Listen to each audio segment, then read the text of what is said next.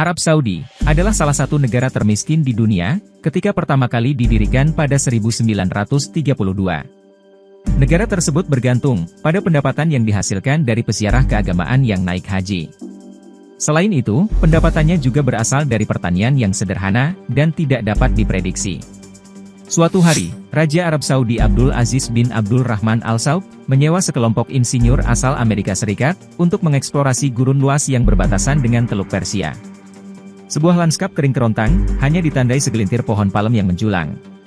Sang raja yang tak seberapa kaya itu berharap bisa menemukan sumber air sebagai pelepas dahaga bagi rakyat beserta tunggangannya, kuda maupun unta. Namun, ada hal lain yang terlintas di benak tim ahli dari Standard Oil of California. Para insinyur itu berharap mereka akan menemukan minyak yang berlimpah di Arab Saudi. Selama 4 tahun, mereka telah mengebor lebih dari setengah lusin lubang, namun hasilnya sia-sia. Alhamdulillah, upaya itu akhirnya membuahkan hasil. Pada 3 Maret 1938, mereka menemukan apa yang kemudian menjadi sumber minyak mentah terbesar di dunia. Awalnya, sang raja tak begitu tertarik mendengar kabar itu. Hingga akhirnya, setahun kemudian, ia bersama rombongannya yang terdiri dari 400 mobil, tiba di stasiun pemompaan Ras Tanura, dan menjadi saksi tanker pertama yang mengangkut kargo berisi minyak mentah Arab Saudi. Penemuan minyak itu, mengubah sejarah Arab Saudi Timur Tengah, dan juga seluruh dunia. Ditambah lagi, krisis minyak pada 1973 yang menaikkan harga secara besar-besaran, semakin memperkaya perekonomian Arab Saudi. Jika Arab Saudi menjadi negara kaya karena takdir, yaitu adanya sumber daya alam, ada beberapa negara yang menjadi maju, karena berhasil merubah takdirnya, dengan cara memaksimalkan sumber daya manusia. Apa saja negara itu, dan bagaimana bisa menjadi negara maju? Simak ulasannya.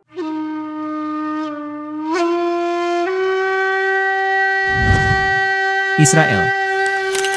Terlepas dari masalah politik dan agama, negara itu sangat miskin sejak didirikan pada tahun 1948, dan harus menyerap beberapa juta korban Holocaust, serta orang-orang Yahudi yang diusir dari negara-negara Arab pada tahun 1950-an.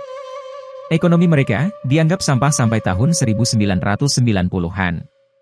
Terdapat beberapa faktor yang menentukan indikasi negara maju, seperti stabilitas politik, produk domestik bruto, tingkat industrialisasi, infrastruktur, hingga kesejahteraan warganya. Dan berdasarkan Indeks Pembangunan Manusia yang dibagikan oleh PBB, Israel masuk ke dalam daftar negara yang mempunyai pembangunan manusia yang tinggi. Tingkat pendidikan dan partisipasi kerja antara pria dan wanita Israel tidak memiliki ketimpangan yang terlalu jauh.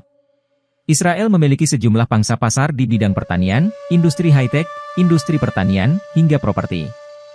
Israel menjadi pusat dari manufaktur dan perdagangan berlian di dunia, terlebih lagi Israel memimpin pasar perindustrian berlian. Negara ini mengekspor berlian unggulan mereka ke sejumlah negara seperti Amerika Serikat, Hong Kong, Belgia, dan Swiss.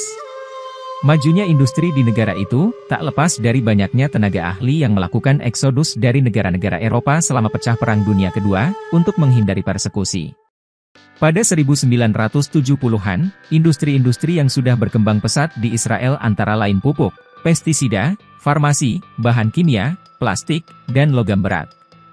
Ekonomi Israel mendapat dorongan besar mulai tahun 1980-an dari menguras otak orang-orang Yahudi yang beremigrasi dari Uni Soviet. Mereka biasanya adalah spesialis kelas atas yang berpendidikan tinggi, seperti dokter, ilmuwan, dan insinyur, yang tidak ingin tinggal di Rusia yang agak antisemit. Banyak orang yang bekerja di Silicon Valley bermigrasi ke Israel. Mereka mendirikan pusat-pusat penelitian dan pengembangan untuk perusahaan-perusahaan teknologi AS, seperti Microsoft, IBM, dan Intel. Bantuan awal datang dari sumbangan Yahudi asing, sementara kemudian, mata uang membaik, dan banyak tenaga kerja imigran membuat negara ini memecahkan 35 ekonomi teratas. Keinginan untuk menetap di tanah yang dijanjikan, mungkin juga membantu mempengaruhi pola pikirnya. Banyaknya perusahaan besar di bidang teknologi, tentu menyumbang pemasukan besar untuk pemerintah Israel dari sisi pajak, sumber devisa, ataupun penyerapan jumlah tenaga kerja. Ini belum termasuk royalti dari paten-paten yang dibuat di perusahaan Israel. Meski punya sejarah panjang konflik dengan Palestina, Israel justru mesra dengan sejumlah negara Arab lainnya, salah satunya Uni Emirat Arab. Belum lama ini, negara Yahudi tersebut menandatangani perjanjian perdagangan bebas dengan Uni Emirat Arab. perjanjian itu juga menjadi perjanjian dagang terbesar Israel dengan negara Arab. Swiss. Sebelum menjadi salah satu negara Eropa dengan standar kehidupan tertinggi, Swiss adalah negara miskin sekitar 150 tahun lalu. Negara itu hanya memiliki gunung dan air. Dan banyaknya wilayah pegunungan di Swiss menyebabkan pembangunan negara itu terhambat. Sebagian besar penduduknya, terutama di pedesaan, bermigrasi untuk melarikan diri dari kehidupan miskin.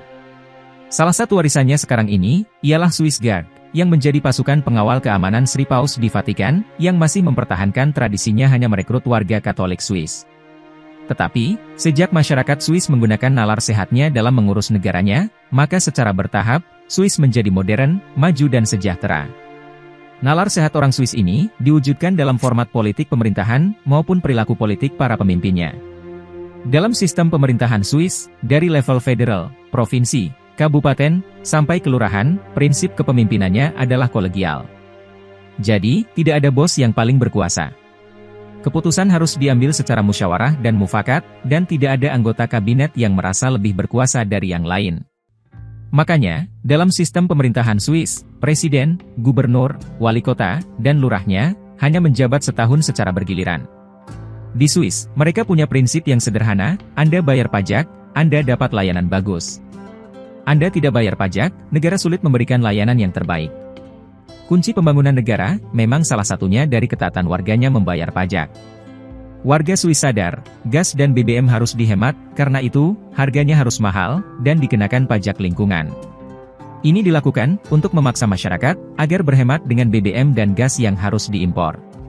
Karena Swiss kaya dengan air, untuk keperluan listrik, mereka menggunakan 70% tenaga hidro, dan 30% tenaga nuklir.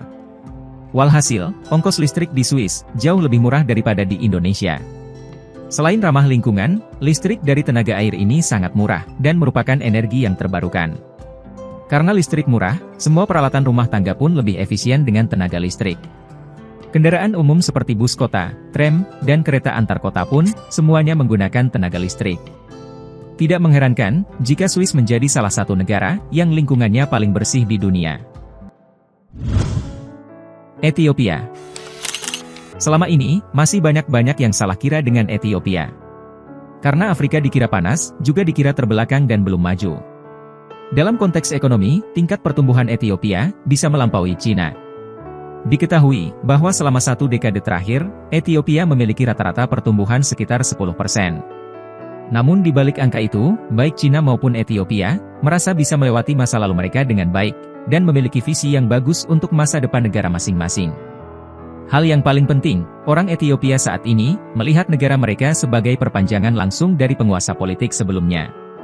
Beberapa orang Ethiopia yang berpengaruh, memiliki niat menelusuri garis keturunan mereka sampai ke Raja Salomo pada zaman biblikal. Ethiopia sangat menyadari, keberhasilan mereka pada masa lalu, termasuk peran mereka dalam sejarah Alkitabiah. Seperti banyak orang Iran, mereka menganggap diri mereka sebagai peradaban, dan bukan hanya sebuah negara. Dinasti Solomon, secara khusus muncul sekitar 1270 di dataran tinggi tanduk Afrika. Nama mereka muncul dari klaim keturunan langsung Raja Salomo dari Israel kuno, melalui hubungan dengan Ratu Sheba. Dari sini kita bisa melihat, bahwa kesadaran sejarah tentang betapa majunya nenek moyang, sangat mempengaruhi pola pikir. Inilah yang merupakan kekuatan dari pemerintahan Ethiopia, yang bisa membuat wilayahnya menolak kehadiran kolonialisme. Ketika Anda bepergian ke seluruh pelosok negeri, masakan yang ditemui tidak banyak berbeda. Sebab, semua makanan di sana dianggap sebagai makanan nasional, bukan makanan daerah.